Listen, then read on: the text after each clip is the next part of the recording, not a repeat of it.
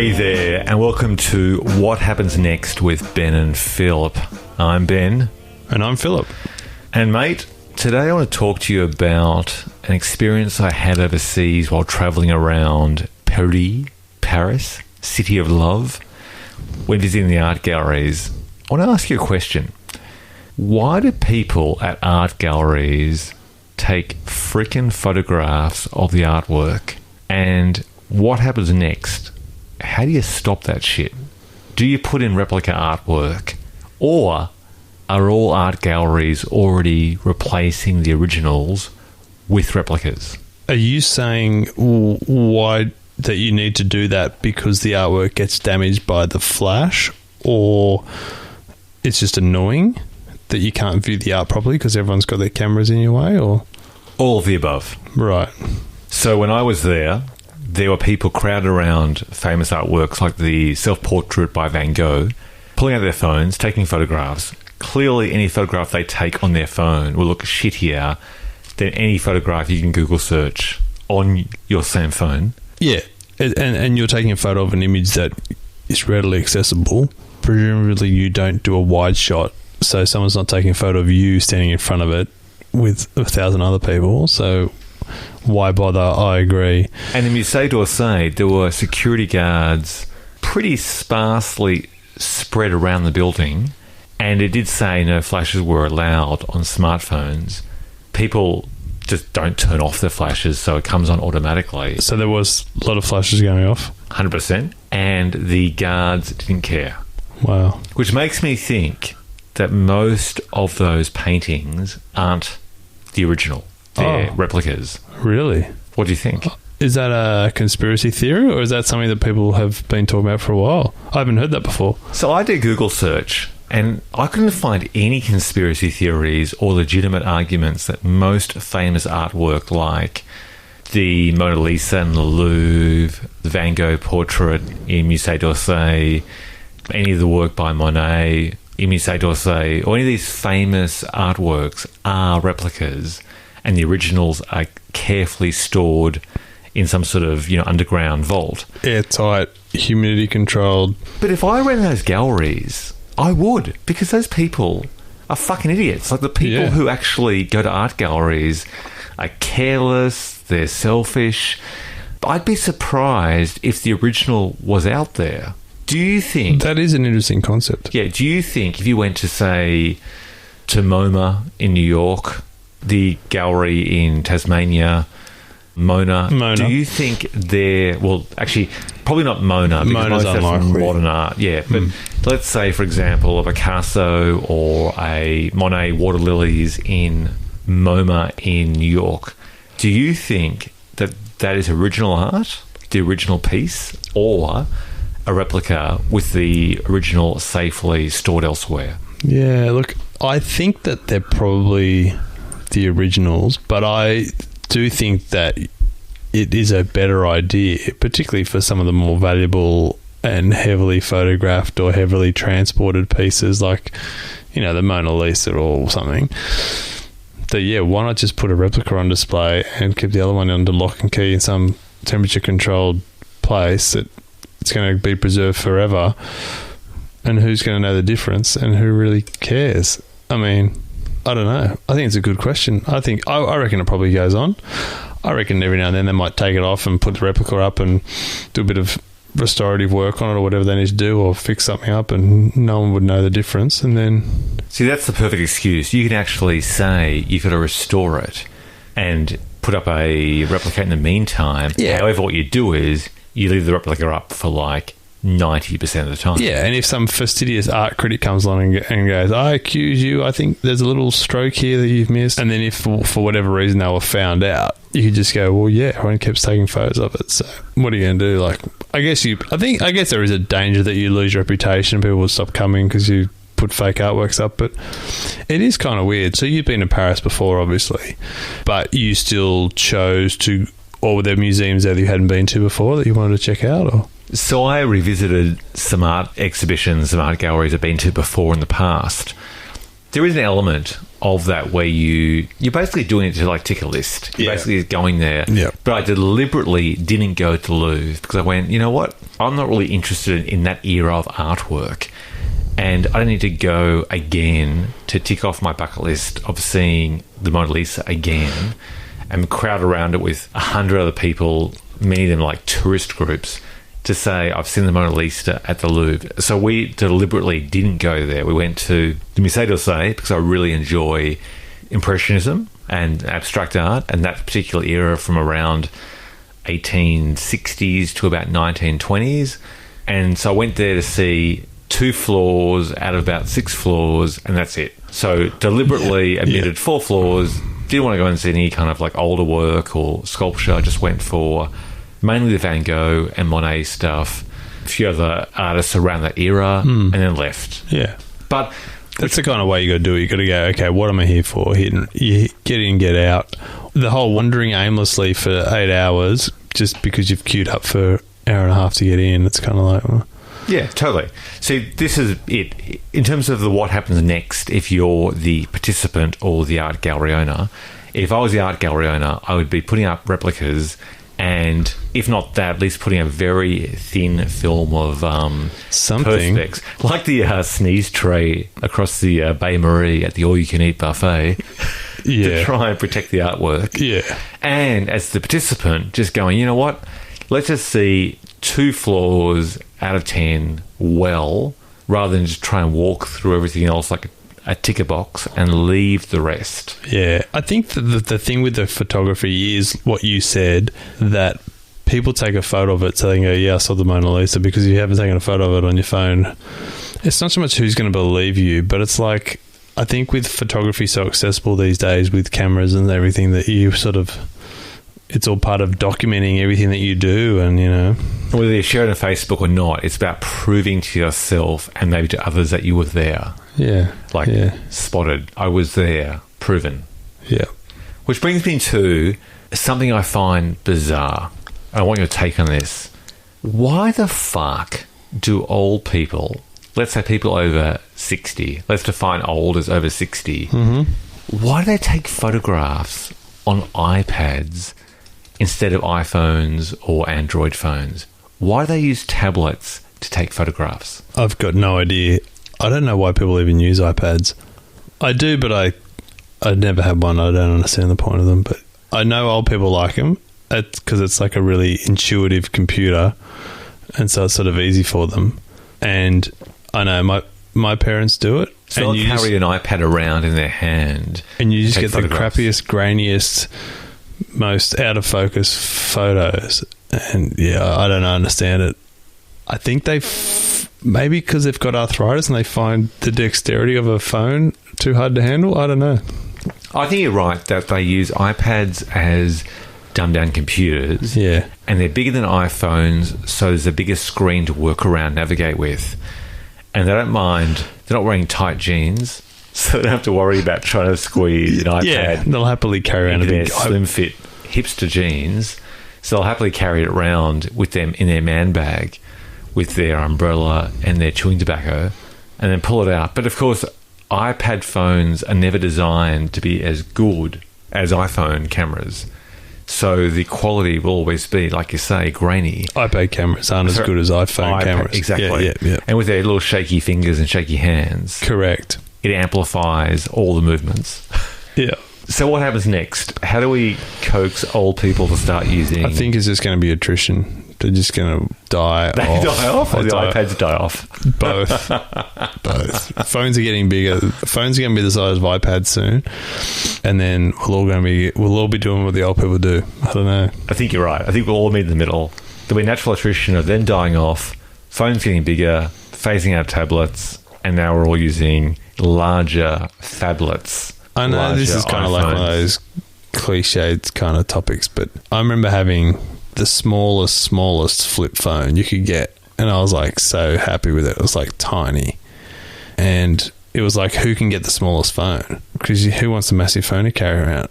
And like not that long ago, I mean, it's probably, I don't know, 15 years. Not even. No, it's probably like 12 years ago. No, it's about 10, because the iPhone came out in 2007. So it's just before then. Yeah. And then now it's just like, I mean, you have the big iPhone, which has got a big screen. Well, I just got the iPhone 10 now, which is actually smaller than the previous iPhone Plus models, but the screen's about the same size. Yeah, anyway, I just think it's weird how I used to have this tiny little flip phone. It was awesome. I mean, all you used it for was texting and calling your mates, but I mean, now they just do everything, don't they, these phones? I mean, anyway. I sound like I'm 100. You sound like you're the person using an iPad as a camera. Yeah. That was my old person impression. I now have a totally unrelated thing. I was just going to say, what are apps? How does an app work? I want to segue. Speaking of my overseas holiday, when I was overseas on my trip, it really reminded me how much the Australian car is part of our culture. Like, car is castle. And Mad Max, one of the greatest car films of all time, is a fantastic reflection of Australia's obsession with cars as castle, cars as penile extensions. When I was in Europe, I already knew this before, but it was a really immediate reminder where everyone's driving around in beaten up tiny little hatchbacks. Yeah. The roads are narrow, parking is at a premium, and cars are purely as just practical transport. But here, bigger roads and this idea of it being about masculinity and people being obsessed with a car as a status symbol. Whereas overseas in Europe, for example, it's just a practical means to get from A to B. Yep. And I don't know how we try and change that culture in Australia, because with soaring petrol prices and a desire to move towards electric cars, we don't seem to be moving that needle much to try and change that obsession with car culture. So what happens next? How do we try and frickin' surgically remove this obsession with cars as part of the Australian identity? It's a good question, Benny. I think it's a similar problem that probably America has. I mean, you think of how many people in America drive ridiculously massive pickup trucks when they've never needed to put anything in the back more than a set of golf clubs or something. The most fuel inefficient, probably uncomfortable car to drive, really. I mean, driving a big truck, they're not exactly... That's a mentality, like we have a mentality, like you were saying. And I think that in the cities, it's a real mixture of people who are using car sharing services or go-gets or, that sort of stuff, mixed in with, people buying a Vespa as a second car or a scooter, as a second car, as opposed to having two proper big cars, or people living on one car. Just because space is a premium, people don't tend to drive as much for their holidays like they might have used to. The whole sort of pack up the whole family in the back of the station wagon with a trailer on the back and just drive for 2 days to get to a beach or something. People don't tend to do as much of anymore, maybe because air travel's a bit cheaper and they can fly to somewhere overseas or fly somewhere else a bit cheaper. So, yeah. And they don't have to camp. They might go and stay at Airbnb. So accommodation's cheaper, so you don't have to travel with all of your gear as much. And as you say, airfares are cheaper as well. Mm-hmm. We're probably more affluent now than we ever have been, so people can afford to do airfares for the children and the parents. The car sharing Uber wave has made the need to buy a car less necessary. The whole idea of those go-get in Australia or in Sydney model where it's like halfway between Uber and a car rental. You pick up a car in a neighbouring suburb and use that car. That's become pretty ubiquitous. That sort of thing's everywhere. Yeah, I think it'll be like the next generation. I think a lot of complaints people have about culture, as in racism or various forms of prejudice like gender discrimination, it's always the next generation that will try and weed that out. Yep. And I think it's Gen Y, the millennials, Gen Z after that, who are less obsessed with cars as a status symbol, who have grown up on Uber, grown up on car rental, who will probably become less fixated with the car as a status symbol and more interested in other forms of social approval. Yeah. Over here, everyone, 60% of family cars were a Ford Falcon or a Holden Commodore. but now they would be some sort of sports utility vehicle. So in a way, cars are getting bigger, but they're sort of like, they're not sort of big in a Revheady sort of show-offy, look at my big engine way. They're more sort of, it's a bigger car, but it's safer. It's easier to get in and out of with children. They're more practical, or, you know, you can see the road better, or all these kind of arguments. I would say that the SUVs are still about the idea of a status symbol and being geographically higher on the road and feeling like you're king of the road. Definitely, yeah. And feeling like you're safer, even though all the scientific trials show that a higher car isn't necessarily a safer car. In fact, it's actually more unsafe than a lower centre of gravity. But people think that they are safer because they're higher up and they feel above the world.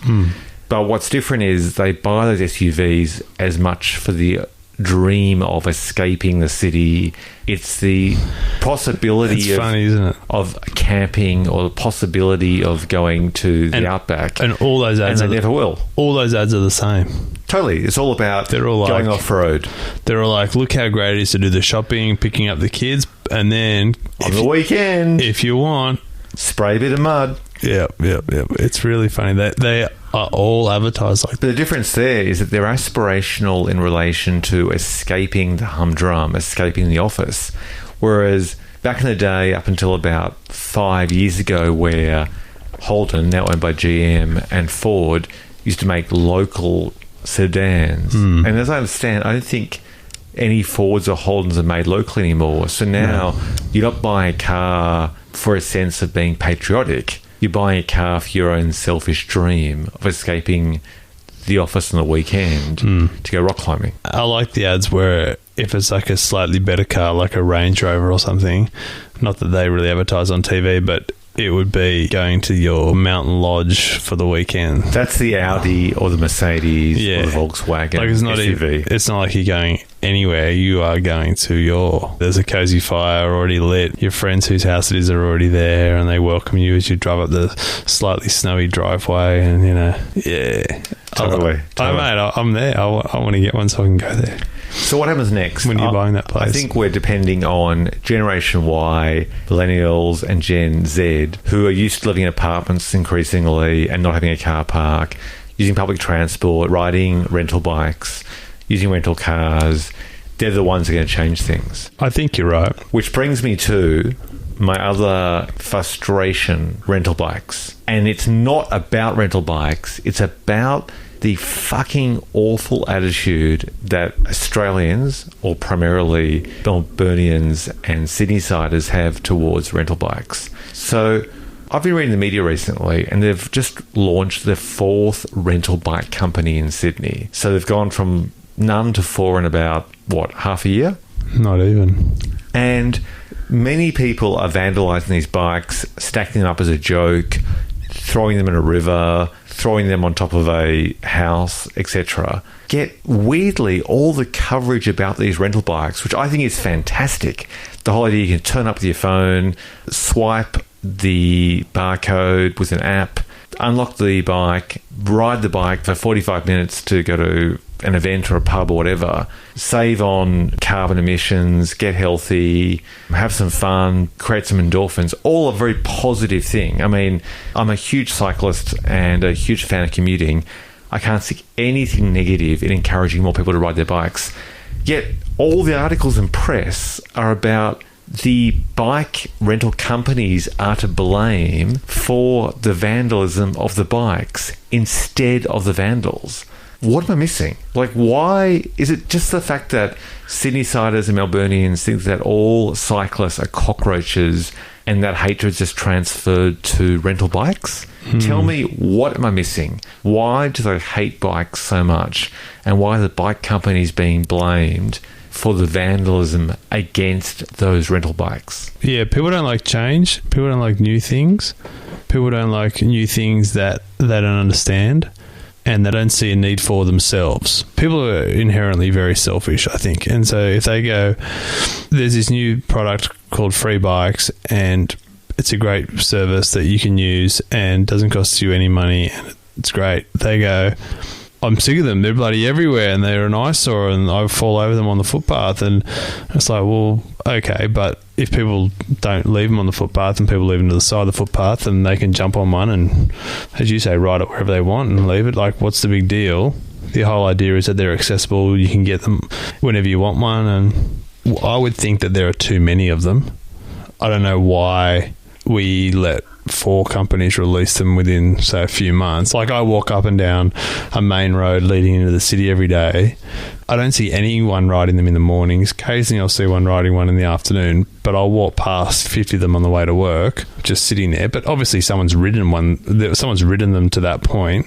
I'd say there's probably too many of them at the moment, but maybe that's because they're all in the city and they're not out where they should be. I'm not sure. But don't you have to have a lot so people can see the flexibility and freedom of them? That's right. And that's so the whole point. You know what? There's one regularly around the corner, whereas if they're as rare as taxis, then you're not going to do it, which is why Uber is so popular, because unlike taxis, Uber is always available. I think in Melbourne it could work like the New York or the London way, where the city's laid out like a grid, so you know that on every 5th block there's a bike storage area. So, you know, if I want to get uptown to downtown or whatever, when I get down to downtown, I know there's that bike place on so-and-so street on that corner, and I can just go there and then I can walk the 2 blocks to where I actually want to go.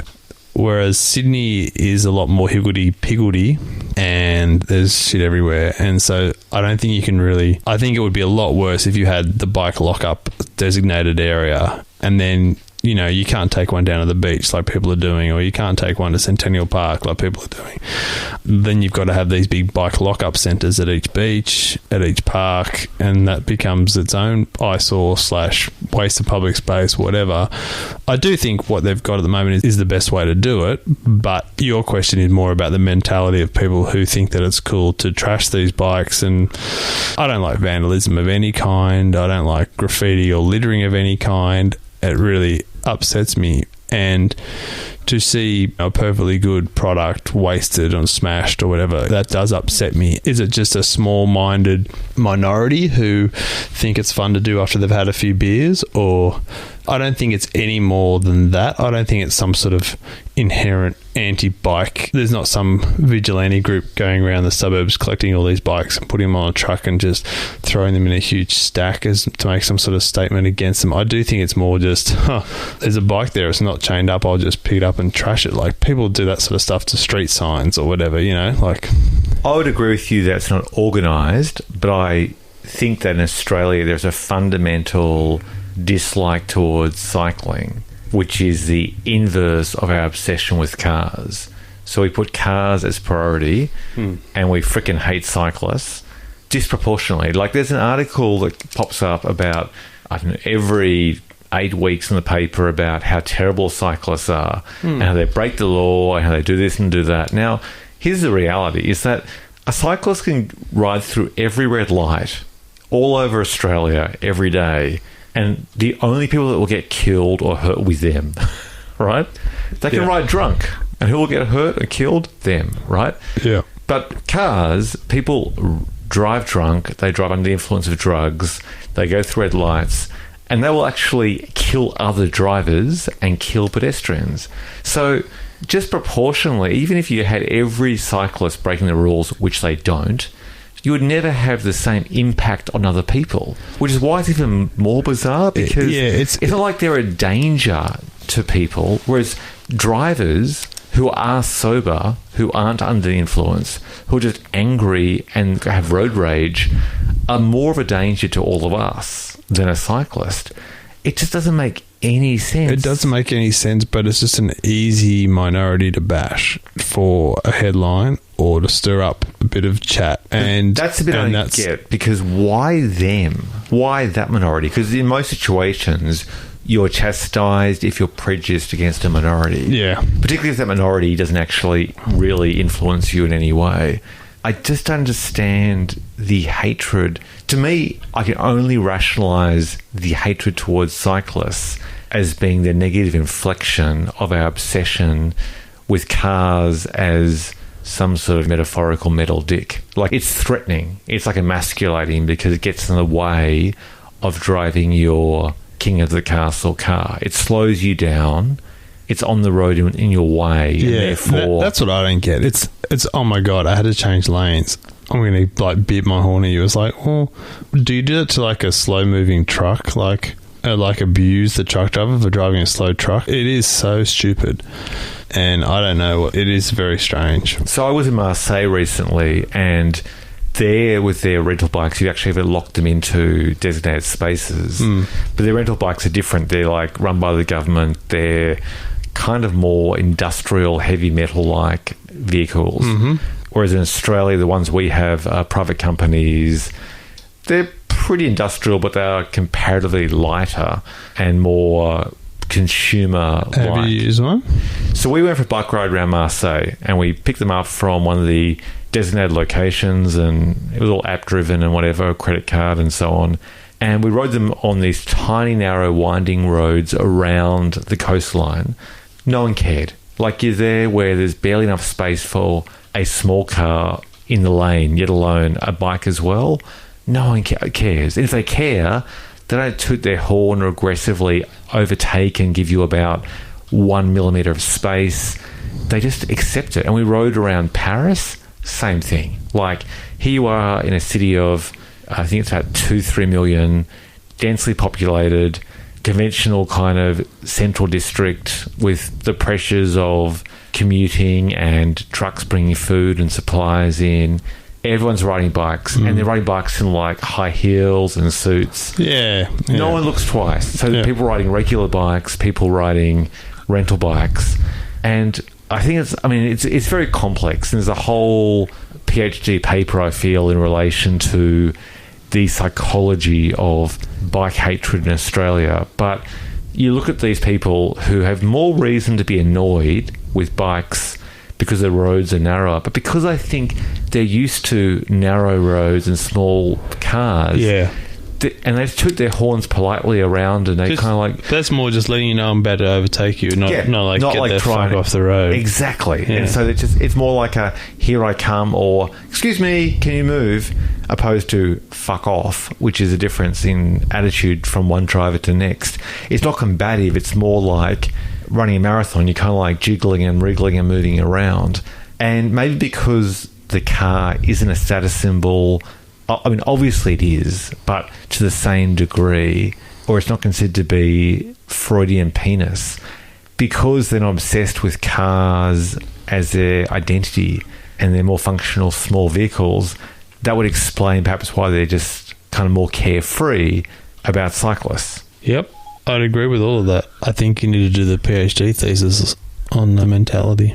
Yeah, I think you're right. I think we're a long way in Australia from anyone being accepting of cyclists, and it's a shame because, look, you know what? Maybe with Uber, maybe with go-get rental cars, maybe with more people living in apartments and catching public transport because they don't have car parks and because they can't afford cars and parking is too expensive, maybe there'll be a slow embrace of the rental bike. I just hope that the rental bike companies can hang in there enough for the culture to catch up and try and embrace that way of transport. Is there anything stopping you taking one of those bikes into your house and locking it up, leaving it there, and then you can use it whenever you want? I don't know. I'm not sure. I think, or do they have to be left out in public areas? And they've got some GPS on them that tells you when they're not. Yeah, I'm a cyclist. I have my own bike, so I don't know. But I have been informed that you've got to like leave them in a certain area, which would suggest it's got to be left somewhere accessible for someone else. Yeah, I think they've all got GPS on them or something. Yeah. Which brings me to this. Why are people anti-rental bikes and anti-cyclists in general, which don't cause them any problems? Because they're riding on the road. They're not like riding people off footpaths most of the time. Yeah, it's totally cool to take your dog around, not clean up the shit. And if you do clean up the shit, you dump their shit in someone else's rubbish bin, garbage bin, instead of your own, instead of a council government bin. That's what I don't get. Like, what's with people who think, you know what? I'm going to leave this dog shit in 30-degree temperatures in someone else's rubbish bin, which they're going to then pull into their backyard and have a barbecue within a metre of. and that's totally cool. That to me really grinds my gears. Yeah, and presumably you're walking your dog in a neighbourhood that you know, being your local area. You know what bin day is in your local area. So you know if you put that bag in a bin on a Monday morning, you know that bin only got emptied on Sunday night. That's why there's so many bins on the street. So you know that bag of dog shit's going to sit in there for the next 7 days. And by the end of it, it's going to be pretty feral. Am I missing anything, or is that just absolute selfishness? It's antisocial. Because they know what they're doing, right? It's hugely antisocial. Totally. If you can walk your dog for half an hour, you can walk your dog carrying a bag of its shit for half an hour until you find a proper bin to put it in. If you're walking your dog for half an hour in Sydney, in the suburbs, you will find a public bin within about 5 minutes. Yeah, you know where the public bins are in your local area. Totally. And you know what? If you can't, you take that dog shit home with you to your bin. Because no one else should have to tolerate... I don't walk around with my kid's nappy and dump it in someone else's fucking bin. Like, that's just selfish. Like, what? Yeah. Like, no, I agree. As a dog owner, it is poor form, and I will pull people up on it when I see them do it. As a parent, I would never put nappy in. So, I hear you hear me. You know what I do sometimes is to save water at our house, we actually bag our shit. And sometimes we just put bags of our own shit in other people's bins. We don't waste the bags. We actually go into a squat over the top of the bin. Over the top of the bin and give a good spray. And you get a good leg workout at the same time. Yeah. The trick is to try and find 4 bins in a row at around 5 a.m. after the garbage man has come past. So all 4 of us can do a simultaneous family dump. So obviously you have to tailor the dinner cooking for the night before to get the maximum benefit. Totally. I'm pretty sure that I walk around going, fucking dog owners. And you probably walk around going, fucking precious parents. Everyone has their complaint, their whinge, which is convenient to them. I walk my dog every morning, and I know that if he hasn't done one by this point of the walk, then I'm in trouble because he's going to do one right outside our house, and that means I'm either going to have to double back to where the public bin is or put his shit in our bin. And then I've got to sum it up to how long till bin day. And so how do you coax your dog Teddy to just relax the sphincter of the bowel and just let that bad boy out? Well, I just have to... Do you tickle his tummy? No, I leave him alone, but I have to stage the route such that the walk takes place in a certain way so that he will do his business in the vicinity of a public bin. So that works out quite well. Okay. But, yeah, for whatever reason, if he doesn't double back to the public bin or suck it up and put it inside, I don't put him in other people's bins. So do you put his poo in your bin at home? I will if it's, say... Yeah, I'll do the maths and how long it is till bin day. But in summertime, would you be less likely to put it in? My bin's not too bad. It is in the shade. Okay, so you're not going to get a kind of a hot soup happening in there. Yeah, no, I have had that before. A fecal it's not good. casserole. No, not good. Okay. All right, mate. I think we'll call it a day. What happens next is time for me to go and get some more beers. I hear you. I read you. Peace out. See you, mate.